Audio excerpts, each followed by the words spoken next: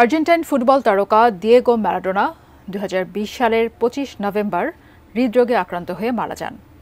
মৃত্যুর সময় তিনি বুয়েন্স আয়ার্সের কাছে একটি বাড়িতে চিকিৎসাধীন ছিলেন। তার মৃত্যুর রহস্য নিয়ে এখন পর্যন্ত বিভিন্ন রিপোর্ট ও তদন্ত হয়েছে। অবশেষে উন্মোচন হলো তার মৃত্যুর রহস্য। এর প্রেক্ষিতে কি জানালো পুলিশ?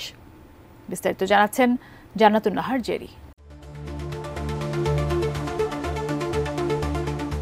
২০২০ সালের ২৫ নভেম্বর ৬০ বছর বয়সে এ পৃথিবী ছেড়ে দূর আকাশের তারা হয়ে যান দিয়েগো ম্যারাডোনা। ফুটবল রোগে যিনি ভুগেছেন সারা জীবন, হৃদরোগ কেড়ে নেয় তার প্রাণ।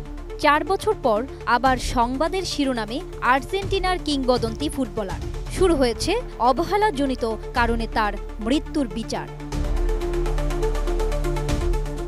মঙ্গলবার আদালতে সাক্ষ্য দিয়েছেন পুলিশ কর্মকর্তা লুকাস ফারিয়াস, যিনি ম্যারাডোনার মৃত্যুর দিন সবার আগে ঘটনাস্থলে পৌঁছান। মৃত্যুর সময় ম্যারাডোনার কক্ষে কোনো চিকিৎসার সরঞ্জামই ছিল না। আর্জেন্টিনার সান ইসিদোরো আদালতে চলছে ম্যারাডোনার চিকিৎসায় নিয়োজিত ৭ জনের বিরুদ্ধে বিচার। এটিকে বলা হচ্ছে এক ধরনের হরর থিয়েটার। লুকাস বলেছেন, কোনো সিরাম ছিল না চিকিৎসার ন্যূনতম ব্যবস্থাও।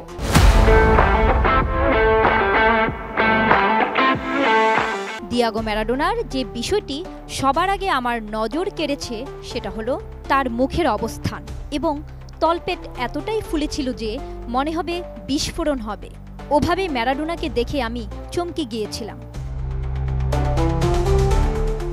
বুয়েন্স আয়ার্সে ভাড়া করা যে বাসায় তার চিকিৎসা চলছিল, যেখানে ম্যারাডোনাকে সুস্থ করে তোলার জন্য নিয়োজিত ছিলেন যারা, নিজেদের দায়িত্ব পালনে তাদের অবহেলা ছিল অমার্জনীয়।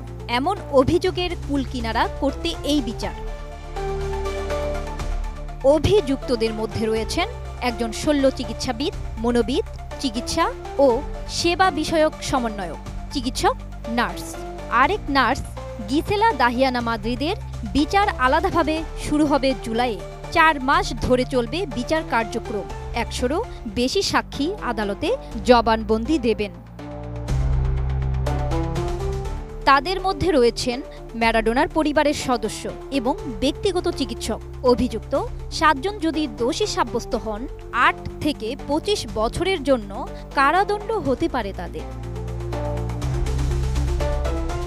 সরকারি কৌশলীরা ম্যারাডোনার চিকিৎসায় নিয়োজিত ডাক্তার ও নার্সদের বিরুদ্ধে পেশাদারত্বের ঘাটতি এবং দায়িত্বহীনতার মারাত্মক অভিযোগ এনেছেন।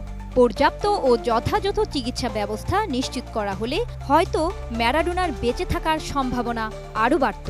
২০ জন চিকিৎসা বিশেষজ্ঞের একটি প্যানেলের এই অভিমত মামলার কার্যক্রমে অনুঘটক হিসেবে কাজ করছে। জান্নাতুন নাহার জেরি, এটিএন নিউজ।